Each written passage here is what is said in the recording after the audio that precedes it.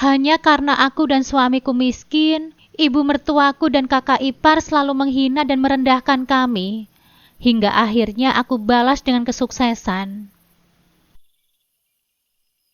Assalamualaikum sahabat Bunda. Semoga Allah selalu memberikan kesehatan dan kebahagiaan untuk kita semua. Sebelumnya, jangan lupa absen dari daerah mana saja ya Bun, agar silaturahmi kita semakin erat. Nanti pas acara makan-makan, kalian bagian makan paru sama ampelannya saja ya. Jangan makan daging yang disajikan di atas meja, ucap ibu mertuaku ketika aku dan Mas Ahmad sedang sibuk memasak di dapur. Memangnya kenapa, Bu? Tanyaku memberanikan diri. Takutnya nanti keluarga Arum sama Erwin tidak kebagian, sahut ibu mertuaku lagi. Lalu Faiz bagaimana, Bu? Tanyaku lagi, merujuk pada putraku yang baru berumur 4 tahun. Ibu mertuaku itu langsung melemparkan delikan masam. Dia makan sesuai dengan apa yang kamu makan lah. Begitu aja kok mesti ditanyain sih? Seru ibu mertuaku kesal. Oh iya, satu lagi. Kalian juga jangan ikut bergabung di meja makan bersama dengan keluarga suami dan istrinya Arum dan Erwin. Jangan malu-maluin. Kalian makan aja di dapur, perintah ibu mertuaku.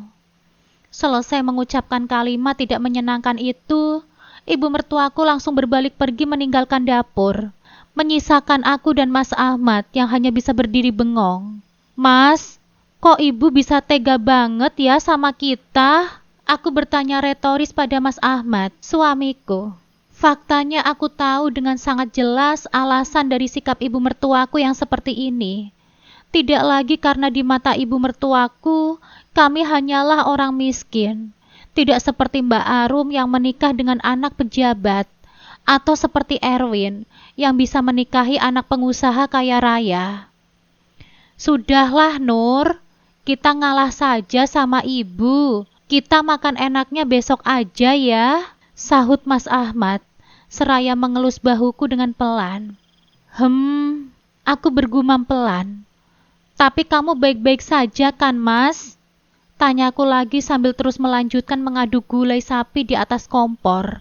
Mas Ahmad yang bertugas mencuci peralatan masak yang segunung itu menyunggingkan senyuman simpul kepadaku. Hal seperti ini sudah terjadi seumur hidupku, Nur. Hatiku sudah lama mati rasa, jawab Mas Ahmad acuh tak acuh. Aku otomatis terdiam mendengar jawaban dari Mas Ahmad. Tapi memang seperti inilah kehidupan Mas Ahmad di keluarga ini. Selalu diperlakukan dengan berbeda. Jerih payah Mas Ahmad tidak pernah dihargai. Entah apa yang membuat perlakuan bapak dan ibu mertuaku begitu berbeda terhadap Mas Ahmad. Aku sampai sering sekali meragukan kalau Mas Ahmad ini adalah bukan anak kandung dari keluarga ini. Akan tetapi, wajah Mas Ahmad yang terlalu mirip dengan seluruh anggota keluarga ini menghentikanku dari pikiran liar. Mas, kamu tahu kan, kalau aku itu tidak suka makan paru sama ampela. Nanti aku makan pakai lauk apa dong, Mas? Kuah gulai? Tanyaku pada Mas Ahmad dengan nada merajuk. Bibirku mencebik maju 1 sentimeter. Hanya dengan membayangkan makanan itu menyentuh ujung lidahku saja, sudah membuat bulu romaku meremang. Aku memang paling anti memakan organ dalam hewan seperti itu. Gimana kalau kita sembunyikan saja ayam gorengnya 3 biji, bisikku dengan suara lirih, hingga aku dan Mas Ahmad yang bisa mendengarnya. Mas Ahmad terkekeh pelan. Nanti ketahuan sama ibu loh, timpal suamiku. Kita pilihnya yang paling kecil, Mas, bisikku lagi, tidak mau menyerah. Mas Ahmad menggeleng. Jangan, ibu pasti tahu kalau lauknya kurang, ucap Mas Ahmad. Mataku seketika membola kaget mendengar penuturan Mas Ahmad. Gak mungkin lah, Mas, ibu sampai segitunya, ujarku sensi. Mas Ahmad lantas mengangguk pelan. Percaya deh sama Mas, kita cukup bersabar saja untuk hari ini. Besok Mas bawa kamu sama Faiz ke tempat makan dimanapun kamu mau. bisik Mas Ahmad, berusaha untuk menghiburku. Besok ya besok lah Mas, sekarang kan beda. Ya kali semua biaya perjamuan ini kamu yang keluarin duit, tapi cuma kebagian paru sama ampelannya saja. Dumelku tak senang. Semenjak disuruh berhenti sekolah saat kelas 2 SMA, Mas Ahmad telah berkelana dari satu desa ke desa yang lain untuk bekerja serabutan. Entah itu menjadi buruh panggul di pasar, menjadi kenaik angkot, menjadi pelayan kafe, menjadi kasir minimarket, dan lain sebagainya. Kerja keras dan ketekunan Mas Ahmad sejak dirinya masih remaja membuat Mas Ahmad dikenal oleh banyak orang di desa-desa sekitar. Banyak pula dari mereka yang menaruh simpati kepada Mas Ahmad. Karena di usia yang masih begitu muda, dia sudah bekerja banting tulang untuk memenuhi kebutuhannya sendiri. Dia yang juga seringkali didesak untuk membantu biaya pendidikan kakak dan adiknya. Terus maunya gimana Nurmaku sayang? Tanya Mas Ahmad, membuyarkan lamunanku. Ada binar jenaka di matanya tak kalah sedang menatap wajah cantikku. Ya gimana kek Mas? Nggak tahulah. Aku berseru tak berdaya. Gimana kalau besok Mas ajak kamu shopping? Bisik Mas Ahmad tepat di samping telingaku. Atau bagaimana kalau kita buat adik untuk Faiz? Sambung Mas Ahmad tanpa jeda. Dengan telinga yang terasa panas karena hembusan nafasnya.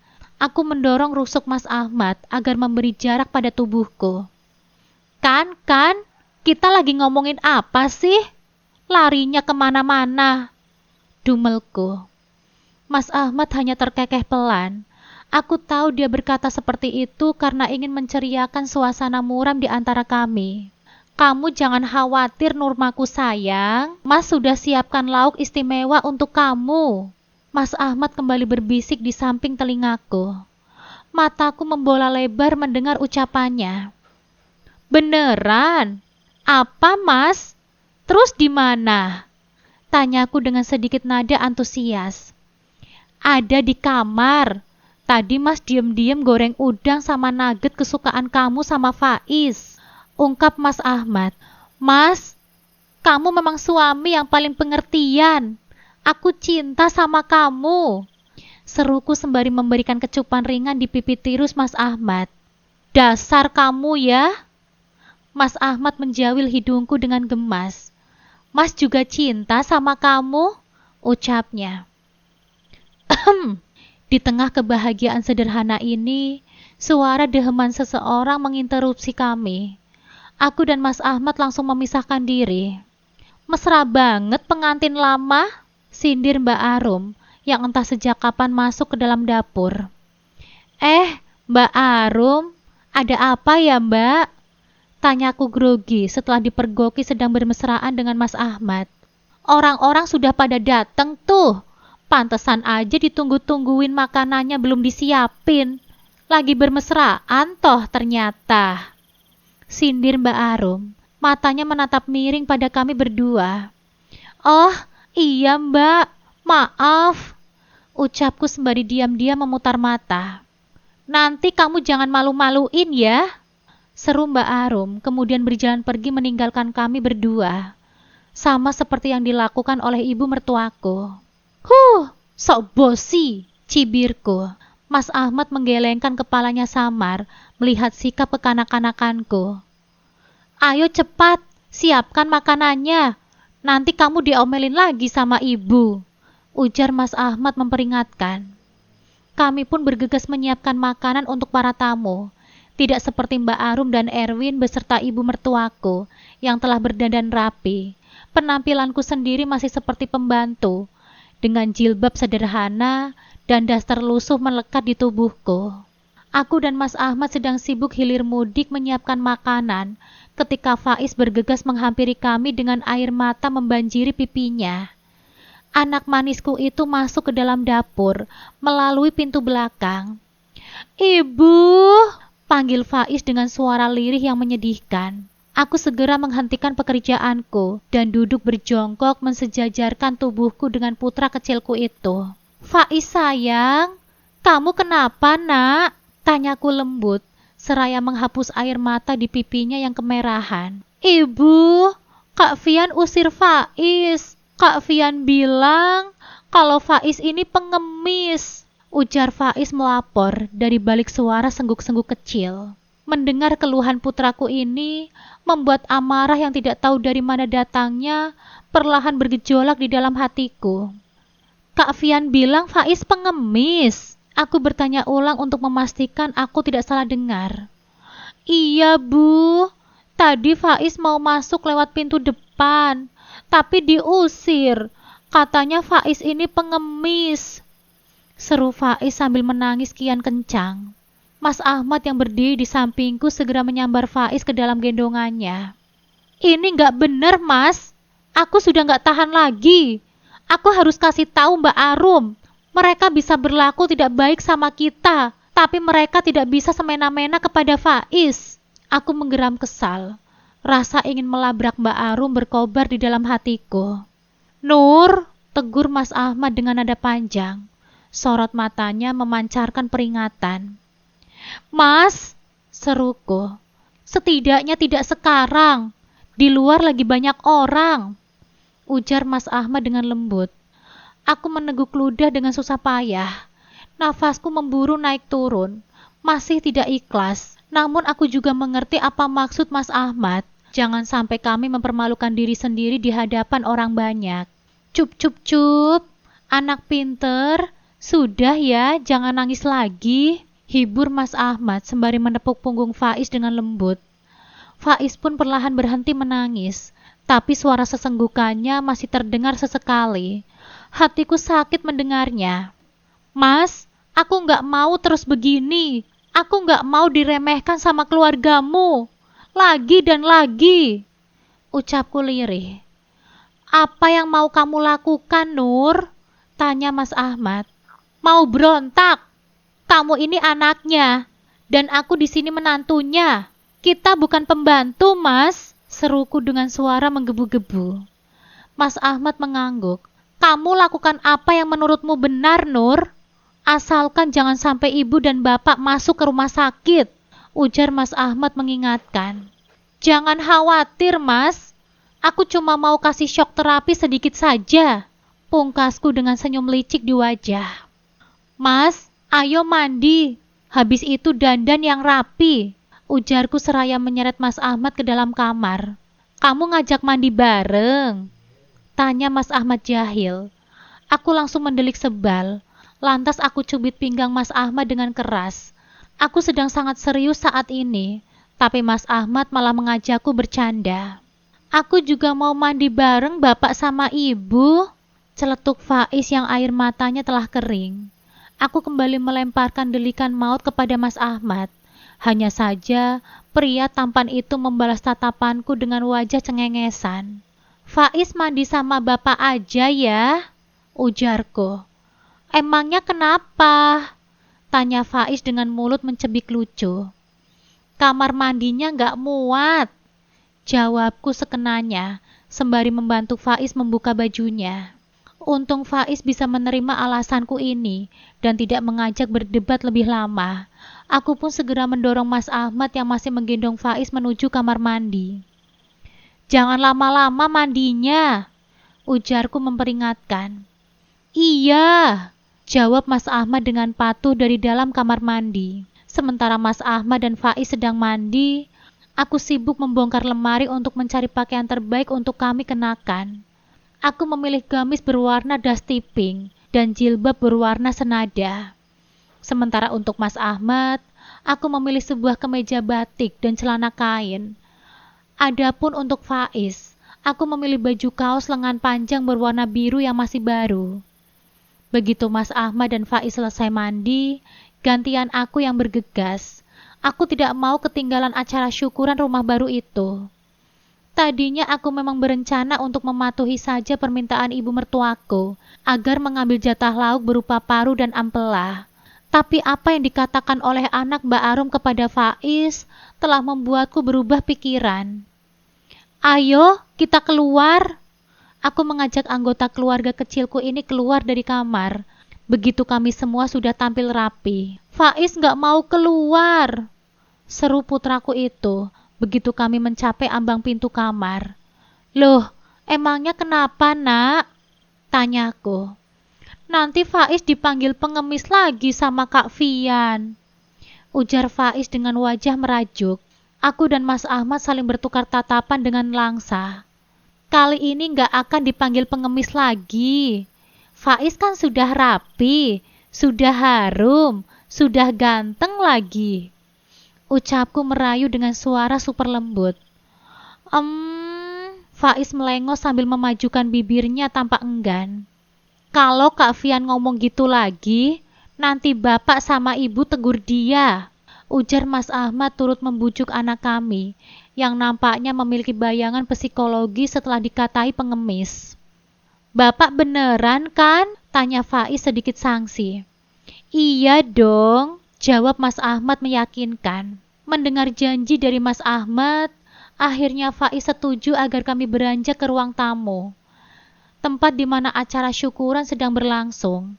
Akan tetapi, setibanya di sana, acara hampir berakhir. Beberapa tetangga yang telah kami undang, bahkan ada yang sudah mulai membubarkan diri. "Kamu kemana aja sih, Nur?" tanya Mbak Arum saat melihat kemunculanku dan Mas Ahmad. "Habis mandi sama ganti baju, Mbak," jawabku santai. "Aku kan sudah bilang, jangan malu-maluin keluargaku ini. Kamu kenapa sih pakai acara mandi sama ganti baju segala? Kalau aku nggak sigap melayani para tamu, bisa kacau acara ini," cerocos Mbak Arum dengan gaya congkaknya.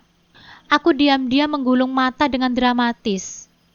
"Justru kalau aku nggak mandi sama ganti baju, Mbak, bisa-bisa keadaan lebih memalukan lagi," aku membalas dengan acuh tak acuh.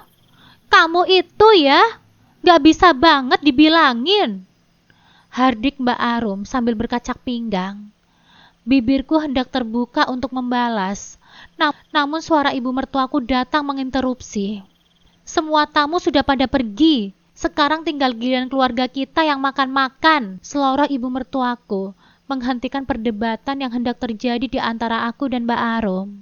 "Rum, kamu ajak keluarga suamimu makan di halaman belakang," ujar ibu mertuaku pada Mbak Arum.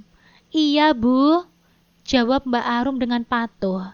Dia lantas melengos pergi meninggalkanku dan Mas Ahmad. "Memalukan," cibir ibu mertuaku padaku dan Mas Ahmad, yang hanya bisa berdiri diam di belakang.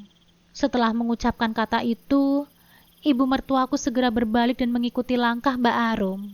Aku dan Mas Ahmad saling tatap, sambil mengendikan bahu tak mengerti. "Mas, sebentar lagi aku akan membuat keadaan menjadi lebih memalukan dari ini untuk ibu. Sebaiknya kamu persiapkan hati," ujarku memberikan peringatan kepada Mas Ahmad. "Jangan terlalu keras, Nur," balas Mas Ahmad memperingatkan. Aku mendengus dingin. "Ayo ke halaman belakang," ajakku pada Mas Ahmad. Tanpa banyak berkata, kami pun menyeret tungkai masing-masing menuju halaman belakang, tempat di mana perjamuan lain hendak diadakan. Di halaman belakang yang lumayan luas dan cukup asri itu, sebuah meja panjang telah ditata rapi. Berbagai macam makanan hasil masakanku dan Mas Ahmad juga telah dihidangkan dengan megah. Para anggota keluarga dari suami Mbak Arum dan juga keluarga istri Erwin yang tidak aku kenal telah mengambil tempat duduk masing-masing. Melihat aku yang berjalan mendekat, membuat ibu mertuaku nampak semakin geram. "Apa yang kamu lakukan di sini? Ibu kan sudah bilang, kalau kalian makan terpisah di dapur saja," geram ibu mertuaku dari balik gigi yang terkatup rapat. Aku mendengus sinis. "Maaf ya, Bu. Aku sama Mas Ahmad kan bagian dari keluarga ini juga. Kenapa harus makan terpisah di dapur?" Balasku tidak lagi sungkan melawan kata-kata mertuaku. "Kalian nanti malu-maluin. Aku sama Mas Ahmad sudah mandi dan pakai baju yang bagus, Bu. Nggak mungkin lah keluarga suami dan istrinya Mbak Arum sama Erwin akan berpikir kalau aku dan Mas Ahmad ini malu-maluin keluarga ini." Timpalku tak mau kalah. "Kamu itu ya, kalau dibilangin pasti ngeyel." Ibu mertuaku mendumel seraya melemparkan tatapan penuh arti pada Mas Ahmad. Mungkin beliau berharap pada Mas Ahmad agar membujukku untuk tidak membuat masalah. Tapi sayang sekali, Mas Ahmad lebih memilih untuk berpura-pura tidak mengerti arti dari tatapan itu. Ibu juga jangan kebanyakan marah-marah. Kasihan matanya sudah mulai keriput tuh. Selorohku semakin kesenangan menjawab kata-kata mertuaku. Bola mata Bu Atun seketika melebar garang menatapku. Akan tetapi, beliau tidak bisa melepaskan amarahnya dalam momen seperti ini. Alhasil beliau hanya bisa mendengus dingin, lalu berlalu pergi untuk mengurus tamu terhormatnya. Sekarang apa? Bisik Mas Ahmad di samping telingaku. Aku menatap halaman rumah yang luas dengan senyum kecil di wajah. Sikap dari keluarga Mas Ahmad pada keluarga kecilku terlihat jelas kalau mereka ingin mengabaikan kami. Mas, kamu ambil 3 kursi di dalam, terus letakkan di seberang tempat duduk Erwin. Bisikku pada Mas Ahmad. Mas Ahmad lantas mengangguk patuh.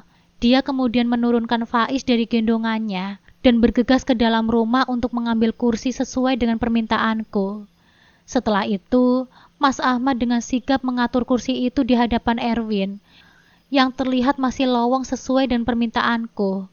Perilaku Mas Ahmad ini tentu saja segera mendapatkan delikan dari anggota keluarganya yang lain, terutama ibu mertuaku dan Mbak Arum. Apalagi yang mau kamu lakukan? Desis Mbak Arum dengan mata yang melotot penuh peringatan. Aku hanya menatap kakak iparku itu dengan pandangan masa bodoh, lantas memilih untuk mengabaikannya. Aku masih sangat kesal karena anaknya telah memanggil anakku pengemis. Anak-anak jika tidak diajar oleh orang-orang dewasa di sekitarnya, mana mungkin mereka akan berkata seperti itu. Mbak Arum ini pasti sering berkata yang tidak-tidak mengenai diriku di belakang. Halo semuanya. Sapaku dengan ramah pada semua orang yang telah duduk manis di meja makan. Tanpa menunggu balasan dari mereka, aku langsung menghempaskan tubuhku di kursi yang telah diatur oleh Mas Ahmad. Ini siapa? Bukannya dia ini pembantu di rumah ini? Celetuk suara seorang wanita yang tidak aku kenal. Aku lantas menatap wanita cantik yang nampak angkuh itu dengan senyuman lebar di wajahku. Bukan, aku ini adalah menantu kedua dari keluarga ini. Jawabku dengan nada formal. Perkenalkan, namaku Nurma, dan ini suamiku, Mas Ahmad Muzaki. Lanjutku, menunjuk pada suamiku dengan bangga. Hening. Tidak ada seorang pun di meja panjang itu yang menanggapi ucapanku. Tapi aku tak peduli. Aku hanya senang melihat wajah ibu mertuaku yang memerah menahan amarah. Jadi ini adalah kakaknya Mas Erwin ya? Mas Erwin kayaknya nggak pernah cerita kalau dia punya kakak lain selain Mbak Arum. Suara lembut seorang wanita yang duduk di samping Erwin memecahkan kesunyian yang terjadi tiba-tiba. Aku tahu wanita ini adalah istri yang baru dinikahi oleh Erwin kurang dari setahun lalu. Wah, gak tahu juga ya kalau itu. Kenapa juga Erwin gak pernah cerita soal kakak yang sudah membangun rumah ini dan membantu dia punya gelar di belakang namanya? Sindirku dengan nada acuh tak acuh. Nurma! Nada peringatan yang menggema di udara kali ini meluncur dari bibir bapak mertuaku, yang biasanya selalu diam. Namun aku tidak gentar, karena aku tidak merasa ada yang salah dalam ucapanku. Jika bukan karena tuntutan untuk berbakti kepada orang tua, aku dan Mas Ahmad sudah lama hengkang dari rumah ini, dan bukannya kami tidak pernah mencoba, tetapi ibu mertuaku berulah dan membuat kami terpaksa kembali lagi ke sini. Tahu apa yang dilakukan oleh ibu mertuaku? Beliau mogok makan selama 2 hari dan berakhir opname di rumah sakit. Saat kami sedang menjenguk beliau tak kala itu, ibu langsung menuding Mas Ahmad sebagai anak durhaka. Kami jadi tidak punya pilihan lain selain kembali ke rumah ini. Aku masih ingat kata-kata ibu mertuaku pada waktu itu, bahwa sampai bapak dan ibu mertuaku meninggal dunia, Mas Ahmad dilarang keras untuk pergi dari sisi mereka. Apakah karena mertuaku terlalu sayang kepada Mas Ahmad? Aku rasa tidak. Aku sendiri justru berpikir Kalau mertuaku ini hanyalah memanfaatkan kata berbakti kepada orang tua untuk membelenggu kehidupan Mas Ahmad. Tapi apa yang membuat mereka melakukan hal itu? Kenapa hanya Mas Ahmad yang selalu diperlakukan dengan tidak adil? Apakah Mas Ahmad pernah melakukan kesalahan yang tidak termaafkan? Hingga kini, pertanyaanku kini belum menemukan jawabannya. Kalau kamu ingin bergabung makan di sini, duduk diam saja di sana. Jangan bicara yang tidak-tidak, seru Pak Handoko selaku bapak mertuaku. Aku menggulung mata dengan terang-terangan, kemudian memutuskan untuk bungkam. Bukannya aku tidak ingin terus berdebat, tetapi saat ini aku belum merasa perlu. Maaf semuanya, mari kita menikmati makanannya, ucap Pak Handoko mempersilahkan tamu terhormatnya untuk mulai menyantap makanan yang telah terhidang di atas meja makan. Mari, ayo kita makan, ujar ibu mertuaku, turut mempersilahkan para besannya. Setelah semua orang mulai menyendok nasi mereka, aku juga tidak mau ketinggalan. Aku sendok 3 centong nasi ke atas piring Mas Ahmad, dan 3 centong nasi juga di atas piringku. Aku tidak membiarkan Faiz makan sendirian, karena takut baju barunya akan belepotan dengan makanan. Untungnya Faiz juga memilih bersikap patuh dan tidak ngotot untuk makan sendiri. Mas Ahmad ini kerja di mana sekarang? Di tengah suapan sunyi semua orang, sebuah pertanyaan tiba-tiba terdengar menyapa. Aku spontan menolehkan kepalaku ke arah sumber suara. Namun sebelum aku maupun Mas Ahmad sempat menjawab pertanyaan itu, Pak Handoko telah lebih dulu membuka mulut untuk menjawab. Kebetulan keluarga kita punya peternakan sapi yang sudah dijalankan turun-temurun. Sekarang, Ahmad bertugas untuk menjalankan usaha itu, ucap Pak Handoko. Orang yang bertanya sebelumnya menganggukkan kepalanya sebagai tanda mengerti. Ahmad ini lulusan mana ya sebelumnya? Tanya seorang pria tua yang aku ketahui sebagai ayah dari istri Erwin. Ahmad itu cuma lulusan SMA, jawab Pak Handoko dengan suara lirih terdengar rendah hati. Loh, kok cuma dia yang lulusan SMA? Arum sama Erwin bukannya lulusan S2 ya? Tanya pria tua itu lagi, terdengar heran. Maklumlah Pak Dayat, Ahmad ini memang agak lain dari saudara-saudaranya. Dia nggak suka belajar, makanya begitu lulus SMA, dia lebih memilih untuk membantu bapaknya di peternakan, pungkas ibu mertuaku. Aku yang mendengar jawaban ini hampir menyemburkan amarah. Mas Ahmad tidak suka belajar? Bukankah mereka yang memaksa Mas Ahmad untuk berhenti sekolah demi membiayai Mbak Arum dan Erwin? Sebelum aku sempat mengajukan protes, Mas Ahmad telah lebih dulu meremas tanganku yang ada di bawah meja, mencegahku untuk tidak mengucapkan sepatah kata pun. Katanya, Ahmad yang membantu membangun rumah ini dan membantu kuliah Arum sama Erwin. Bagus juga ya memiliki saudara yang pengertian seperti itu, yang mau membantu saudaranya yang lain. Kamu hebat, Ahmad, puji Pak Dayat. Aku yang tidak tahu apakah pujian ini tulus atau tidak, memilih untuk melemparkan dengusan sinis ketika semua orang di meja ini menatap ke arahku. Aku tidak terus mengatakan apapun, hanya mengendikan bahu dengan acuh tak acuh. Apa yang dibilang papa itu benar. Kamu itu hebat, Ahmad. Aku kembali mengalihkan pandanganku pada wanita cantik yang pertama kali membuka topik pembicaraan ini. Dialah Sekar Pratiwi, istrinya Erwin. Melihat wanita cantik di seberang sana yang sedang menatap Mas Ahmad dengan mata berbinar cemerlang itu, membuat sudut mataku berkedut tak suka.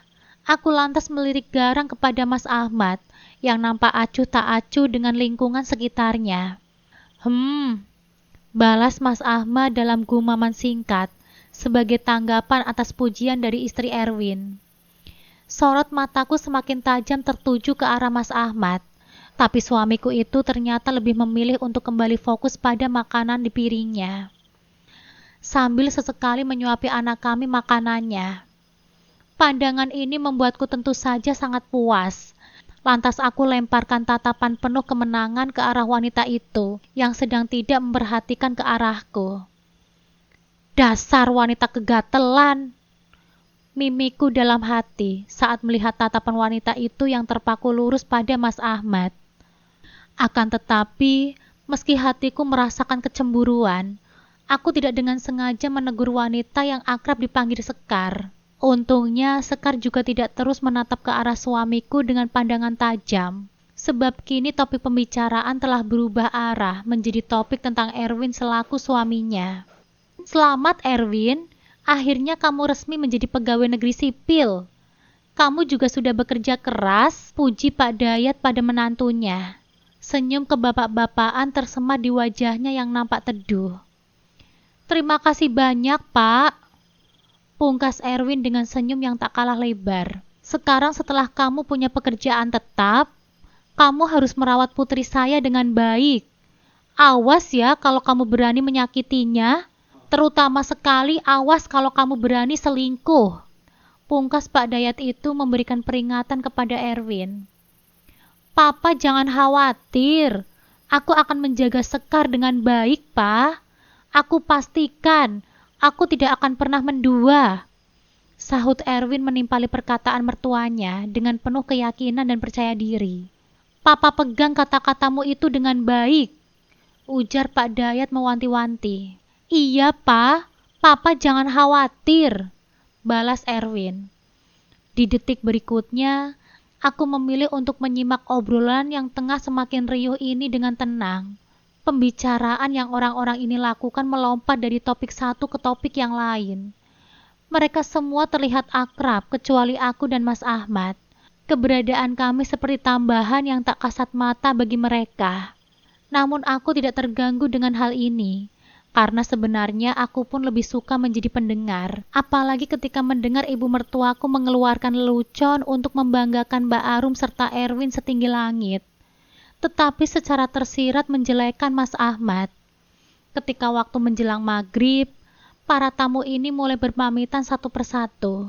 Begitu semua orang telah pergi, aku dan Mas Ahmad masih dengan baik hati membereskan piring-piring kotor ini. Nur, Nur, panggil Mbak Arum dari arah belakang. Aku menghentikan sementara kegiatan mencuci piringku, sebelum kemudian berbalik menghadap kepada Mbak Arum. Plak! Tamparan renyah tiba-tiba mendarat begitu saja di pipiku. Ini akibat dari kata-kata yang gak penting kamu itu, Nur. Maksud kamu itu apa sih? Ngomong kalau rumah ini dibangun sama Ahmad, mana bawa-bawa gelar segala lagi. Dasar malu-maluin, hardik Mbak Arum. Akibat dari tamparan keras yang mendarat di pipiku, aku hanya bisa berdiri terdiam. Butuh beberapa lama bagiku untuk mencerna apa yang baru saja terjadi.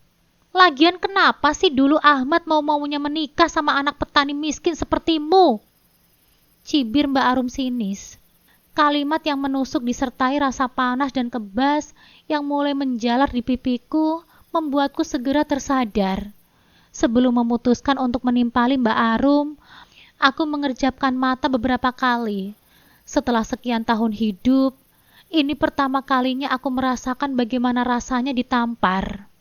Mulai sekarang, kamu jangan kurang ajar ya. Kamu itu bukan siapa-siapa di sini. Kalau ibu minta Ahmad untuk menceraikanmu detik ini juga, dia tidak akan pernah berpikir dua kali untuk menolaknya, ujar Mbak Arum lagi. Nafasku membuncah naik turun dengan cepat saat mendengar rangkaian ucapan kakak iparku itu. Kata-katanya tidak membuatku gentar sama sekali, tapi membuatku malah semakin marah. Sembari memegangi pipi yang terkena tamparan, aku menatap tajam ke arah Mbak Arum.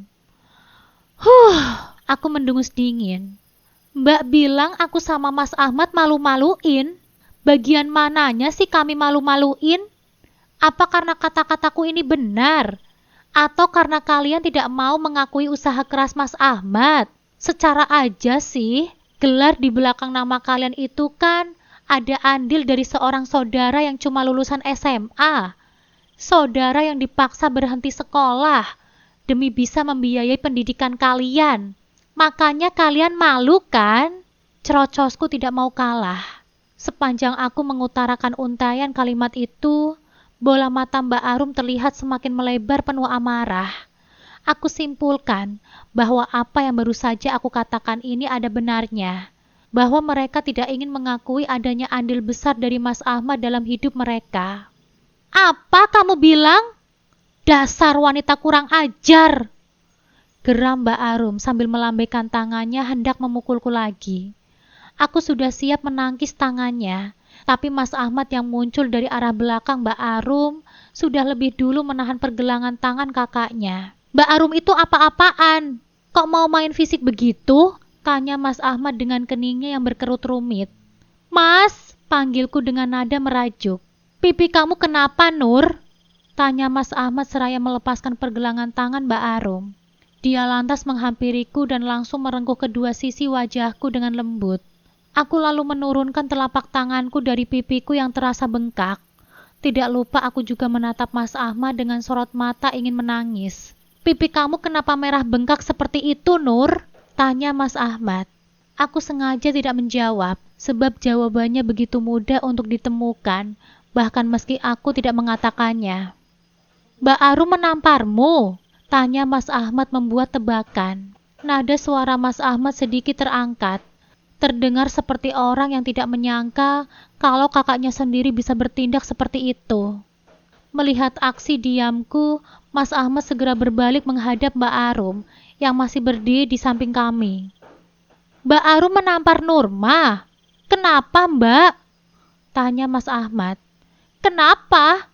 Kamu mau belain dia? Kamu harus segera menceraikan istri kurang ajarmu itu. Kalau tidak, keluarga kita bisa hancur karena mulut embernya, ujar Mbak Arum. Mas Ahmad menghela nafas pelan. Mulut ember bagaimana maksudnya, Mbak? Tanyanya tak mengerti. Kamu dengar kan tadi dia bilang apa? Apa maksudnya coba mengatakan kalau rumah ini dibangun sama kamu?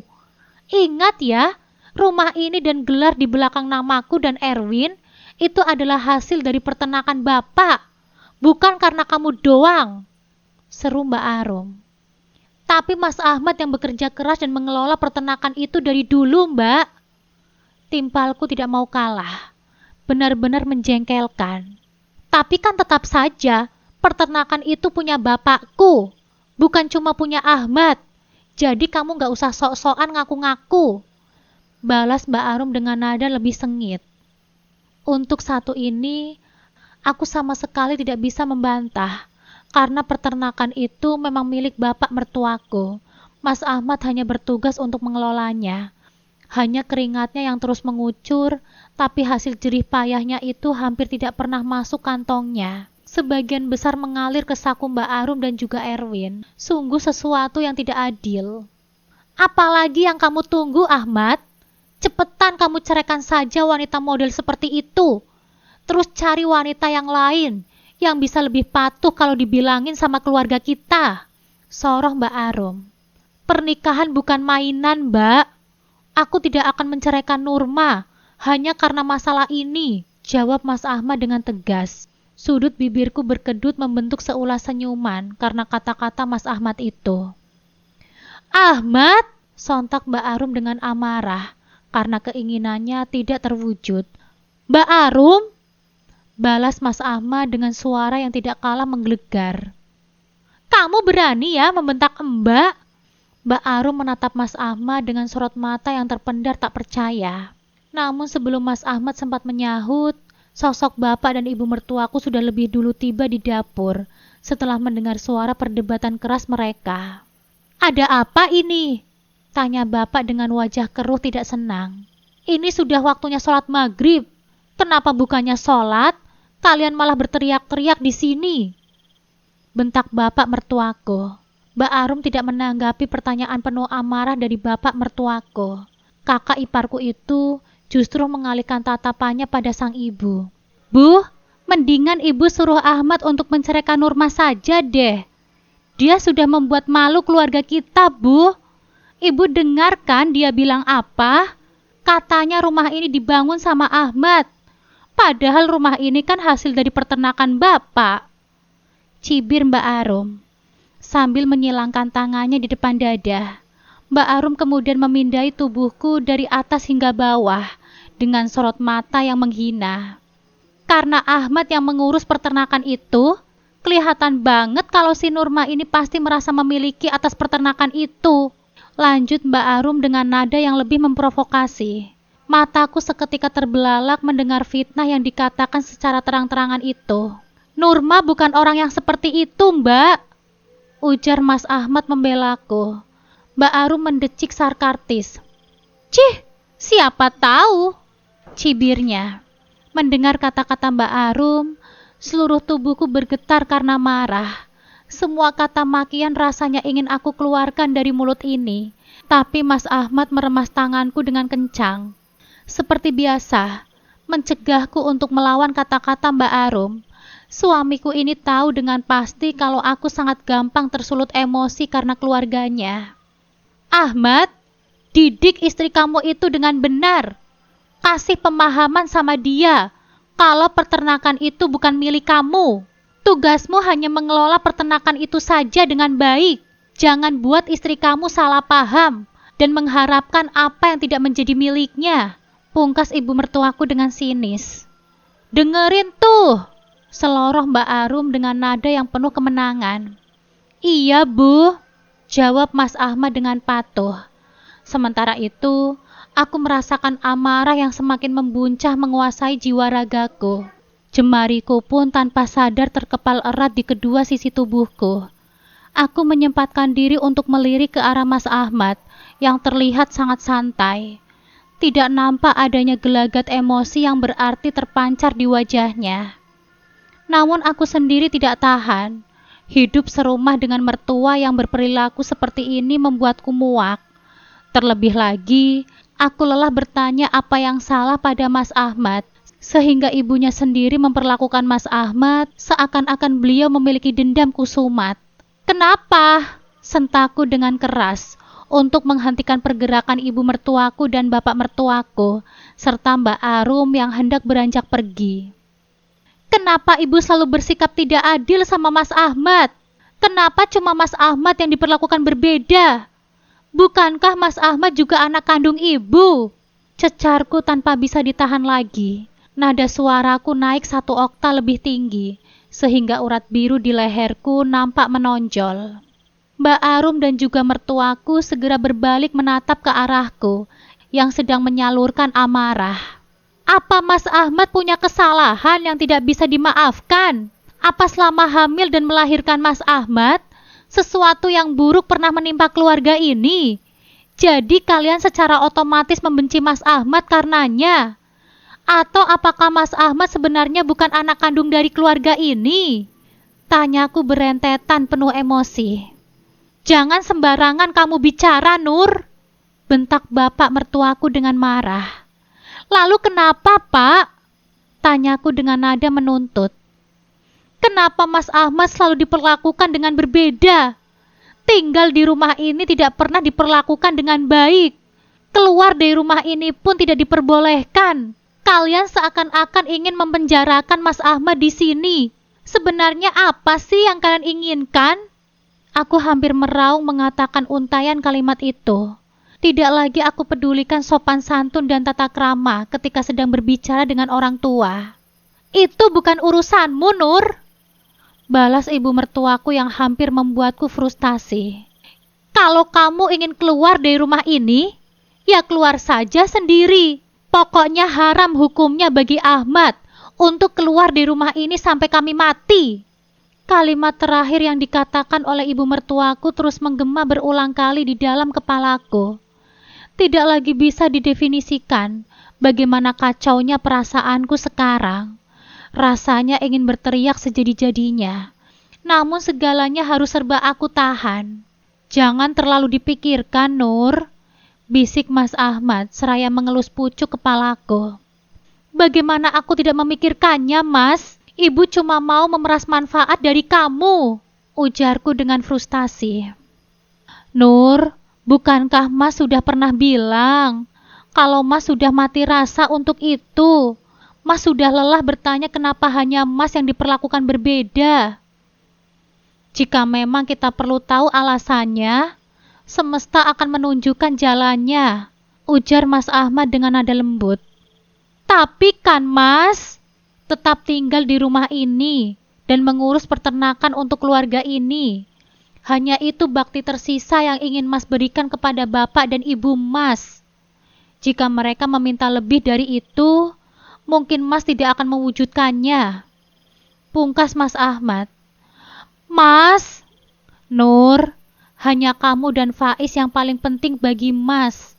Selama kamu dan Faiz ada di sisi Mas, semuanya akan baik-baik saja. Percayalah pada Mas, ujar Mas Ahmad. Disertai dengan bibir mencebik, aku menatap mata Mas Ahmad dalam-dalam. Selama kamu tidak selingkuh dan main tangan, aku sama Faiz akan selalu ada di sampingmu, Mas. Ujarku mantap. Mas janji, itu tidak akan pernah terjadi, Nur. Balas Mas Ahmad dengan penuh tekad dan percaya diri. Pegang kata-katamu ya, Mas. Ayo kompres dulu pipi kamu, ujar Mas Ahmad, seraya membuka lemari es untuk mengambil beberapa potong balok kecil es batu. Sembari meletakkan handuk berisi es batu itu di pipi yang bengkak, aku mendengus pelan. Aku lupa melabrak Mbak Arum perihal anaknya yang seenak jidat menyebut Faiz pengemis. Seruku dengan geram. Jangan khawatir, kamu punya banyak waktu untuk itu. Seloroh Mas Ahmad dengan tenang. Ayo kita pergi sholat, ajaknya kemudian. Aku melirik bak cuci piring yang masih penuh dengan piring kotor. Sebuah ide tiba-tiba terlintas di dalam kepalaku. Ibu memang mau kita tinggal di sini kan? Tapi bukan berarti aku juga harus mau-mau aja dibabuin, ucapku. Terserah kamu. Kalau kamu mau bantu ibu mengerjakan pekerjaan rumah dengan sukarela, ya silahkan. Tapi kalau tidak, ya nggak apa-apa, ujar Mas Ahmad dengan acuh tak acuh. Malam itu, setelah Mas Ahmad terlelap di sampingku, aku membaringkan tubuhku dengan gelisah. Pikiranku masih dipenuhi dengan wajah Mbak Arum yang angkuh dan tamparan panas di pipiku. Kata-kata ibu mertuaku yang merendahkan terus terngiang-ngiang. Didik istrimu itu, Ahmad. Seolah-olah aku ini adalah anak kecil yang perlu diajari. Mereka tidak tahu, api yang mereka nyalakan di dalam diriku kini sudah membakar habis kesabaranku. Mungkin Mas Ahmad benar, aku sudah terlalu lama pasrah dan mengalah. Kini saatnya aku membalas, bukan dengan makian atau tamparan, tapi dengan cara yang elegan, yang membuat mereka bungkam seumur hidupnya. Mereka selalu merendahkanku karena menganggapku anak petani miskin. Mereka menghina Mas Ahmad, mencibir pekerjaan dan pendidikannya, bahkan tega memanggil Faiz putra kecilku dengan sebutan pengemis. Tetapi mereka tidak pernah tahu siapa Nurma yang sebenarnya. Mereka tidak pernah tahu bahwa di balik daster lusuh dan wajah lelah yang mereka lihat, aku adalah seorang penulis. Ya, 1 tahun ini, di tengah tumpukan piring kotor dan bisingnya dapur, aku menyelipkan sedikit waktu untuk diriku sendiri, menggunakan laptop pinjaman dari teman lamaku. Aku menuangkan semua rasa sakit dan amarah ke dalam sebuah novel. Setiap hinaan, setiap tatapan sinis, setiap perlakuan tak adil, aku jadikan bahan bakar untuk ceritaku. Judulnya mungkin terdengar provokatif, membalas kelakuan busuk ibu mertuaku dan kakak iparku. Tetapi itu adalah luapan emosi paling jujur yang bisa aku kumpulkan. Aku tidak pernah berharap banyak, hanya sekedar menyalurkan hobi dan melepaskan beban di dadaku. Mas Ahmad pun tidak tahu, baginya aku hanya seorang istri sederhana yang mengurus rumah tangga. Tapi Allah Maha Adil, selama ini tulisan-tulisanku terus berkembang di platform digital. Aku mulai mendapatkan penghasilan kecil yang aku simpan rapi di rekening terpisah. Tidak pernah sedikit pun aku sentuh. Bulan ini ada yang berbeda. Sebuah notifikasi datang, menjanjikan nominal yang fantastis. Aku masih ingat, tanganku gemetar saat membuka aplikasi M-Banking. 30 juta rupiah. Mataku terbelalak melihat nominal itu. Sebuah angka yang jauh lebih besar dari semua uang yang pernah aku pegang. Uang itu hasil dari imajinasi dan rasa sakit yang mereka tanamkan. Uang itu bukti bahwa aku bukan Nurma yang mereka kenal. Aku bukan menantu miskin yang bisa mereka injak-injak seenaknya. Senyum licik terukir di bibirku. Ini bukan tentang uang, ini tentang harga diri. Ini tentang menunjukkan pada mereka bahwa Nurma si menantu yang mereka hina memiliki lebih banyak dari yang mereka bayangkan. Mungkin benar kata Mas Ahmad, bisikku pada diriku sendiri. Ini sudah saatnya aku membalas mereka. Aku tidak sabar menunggu esok hari. Aku sudah punya rencana. Ini akan menjadi pertunjukan yang paling mahal dan paling berharga yang pernah aku buat. Dan mereka adalah penonton utamanya. Pagi itu, aku dan Mas Ahmad bersiap-siap. Faiz sudah rapi dengan kemeja birunya yang bersih. Rambutnya disisir klimis. Mas Ahmad memakai kemeja batik terbaik yang pernah aku belikan. Sementara aku mengenakan gamis dusty pink yang senada. Penampilan kami memang luar biasa rapi. Dan aku bisa melihat kekaguman di mata Mas Ahmad. Ia menatapku seolah baru pertama kali melihatku. "Kamu yakin mau begini, Nur?" tanya Mas Ahmad sambil memutar-mutar badannya. Nampak tidak nyaman dengan pakaiannya yang formal. "Tentu saja aku yakin," jawabku sambil tersenyum. "Anggap saja ini pembalasan kecil untuk mereka." Kami berjalan keluar kamar dengan kepala tegak. Di ruang tengah, ibu mertuaku, Mbak Arum, dan istri Erwin, Sekar, sudah duduk di sofa. Mereka memandang kami dari atas hingga bawah, dengan tatapan yang penuh penghinaan. Bibir Mbak Arum terangkat sinis. "Wow, mau kemana Nyonya Besar?" sindir Mbak Arum. "Tumben sekali kamu dandan. Jangan-jangan mau melamar kerja ya, jadi pembantu di rumah orang kaya." Tawa Sekar dan ibu mertuaku pecah mendengar sindiran itu. "Pakaianmu itu terlalu bagus untuk mencuci piring, Nur," tambah ibu mertuaku. "Nanti malah tidak ada yang percaya kalau kamu itu pembantu." Aku menghela nafas. Rasa ingin sekali membalas, tapi aku tahu ini bukan waktunya. Aku menarik nafas dalam-dalam, lalu mengeluarkan sebuah undangan dari tas tanganku. Undangan itu tebal, berbahan kertas premium dengan ukiran emas. Di sampulnya tertera nama besarku, Nurmala Anjani. "Kami tidak melamar kerja, Bu," ucapku. Suaraku terdengar tenang dan formal. "Kami diundang ke acara peluncuran novel Nurma. Ini adalah undangan dari penerbit."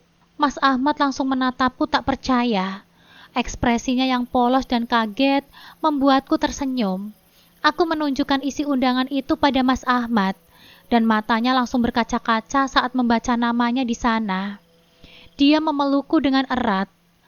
"Nurma, kamu..." bisiknya. Tak mampu melanjutkan kata-katanya. Ia tidak tahu, selama ini di balik punggungnya, aku juga ikut bekerja keras. Aku tidak peduli dengan keluarga Mas Ahmad yang terdiam.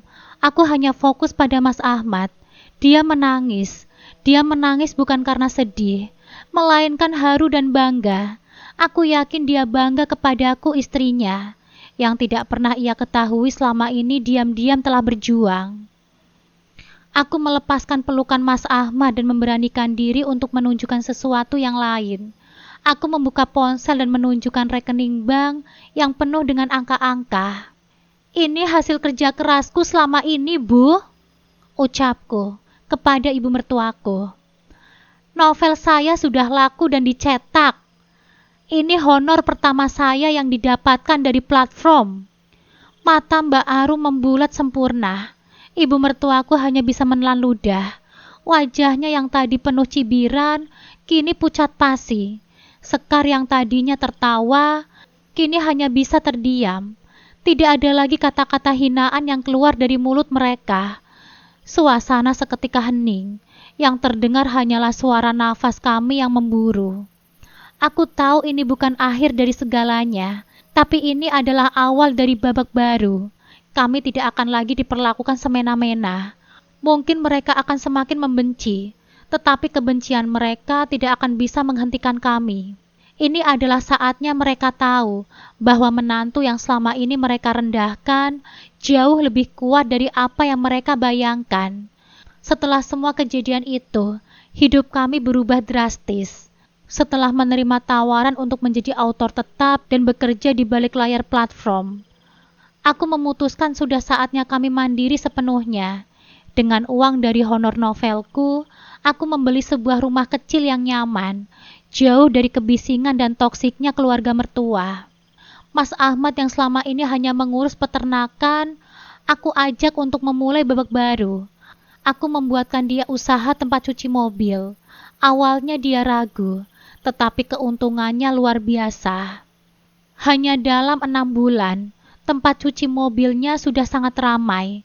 Pelanggan menyukainya karena Mas Ahmad selalu ramah, cekatan, dan teliti. Akhirnya dia bisa bekerja keras untuk dirinya sendiri, bukan untuk orang lain. Di sisi lain, kehidupan keluarga mertuaku berantakan. Tanpa adanya Mas Ahmad, peternakan yang menjadi kebanggaan mereka hancur. Tidak ada lagi yang bisa merawatnya seikhlas dan setelaten Mas Ahmad.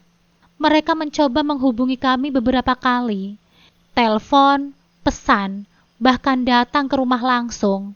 Tapi aku dan Mas Ahmad sudah sepakat. Sudah cukup kami menutup semua akses komunikasi. Kami butuh waktu untuk sembuh dan fokus membangun keluarga kecil kami tanpa campur tangan mereka. Mungkin suatu saat nanti kami akan membuka kembali pintu maaf. Tapi untuk sekarang, kami harus memberi mereka pelajaran. Biar mereka tahu, orang yang selama ini mereka remehkan justru adalah pilar yang menopang hidup mereka. Dan kebahagiaan sejati kami bukan terletak pada kekayaan atau pengakuan, melainkan pada ketenangan dan cinta di antara kami bertiga. Aku, Mas Ahmad, dan Faiz. Tamat.